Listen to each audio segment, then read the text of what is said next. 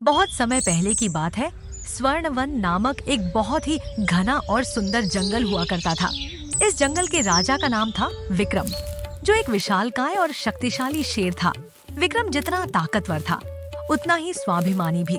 उसकी एक दहाड़ से पूरा जंगल कांप उठा था। जंगल के नियमों के अनुसार शेर का सम्मान करना अनिवार्य था, लेकिन हर राजा की तरह शेर को भी एक बुद्धिमान सलाहकार की जरूरत थी।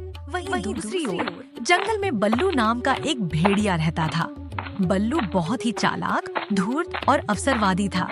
वह हमेशा इस ताक में रहता था कि कैसे वह बिना मेहनत किए बड़ा शिकार पा सके। एक दिन जंगल में अकाल पड़ा, नदियां सूखने लगी और छोटे जानवर दूसरे जंगलों में पलायन कर गए। शेर विक्रम बूढ़ा हो चला था और अब उसके लिए रोज शिकार करना मुश्किल हो रहा था। बल्लू ने देखा कि शेर कमजोर पड़ रहा है। उसने सोचा, यही सही मौका है शेर का विश्वास जीतने का। अगर मैं राजा का खास बन जाऊं, तो मुझे उसके शिकार का बचा हुआ हिस्सा आसानी से मिल जाया करेगा। बल्लू शेर के पास गया और सर झुकोला। महाराज, आप जंगल के स्वामी हैं। आपकी यह हालत मुझसे देखी नहीं जाती। आप बस गुफा में आराम करें, मैं आपके लिए शिकार ढूंढ कर लाऊंगा। शेर उसकी मीठी बातों में आ गया और उसने बल्लू को अपना मुख्य खोजकर्ता नियुक्त कर दिया। बल्लू ने अपनी बुद्धि का गलत इस्तेमाल करना शुरू कर दिया। वह छोटे जानवरों को डराता और उन्हें शेर की गुफा के पास ले आता। वह शेर से कहता कि ये जानवर उसकी बुराई कर रहे थे, इसलिए इन्हें सजा मिलनी चाहिए। शेर उन्हें खा जाता और बचा हुआ मांस बल्लू मजे से खाता। लेकिन बल्लू की नजर एक मोटे ताजे हिरण पर पड़ी।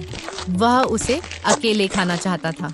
उसने शेर से झूठ बोला, महाराज, उत्तर की दिशा में एक बहुत बड़ा हाथी मरा पड़ा है, आप वहां जाइए। शेर वहां गया, लेकिन वहां कुछ नहीं था। वह थक कर वापस आया और बहुत क्रोधित था। शेर को समझ आ गया कि बल्लू उसे धोखा दे रहा है। उसने बल्लू को सबक सिखाने की योजना बनाई। अगले दिन शेर ने बीमार होने का नाटक किया। जब बल्लू पास आया तो शेर ने उसे एक काम सौंपा। उसने कहा, बल्लू, मेरे कान में एक कीड़ा घुस गया है जो मुझे अंदर से काट रहा है। क्या तुम अपनी पतली नाक से उसे निकाल सकते हो?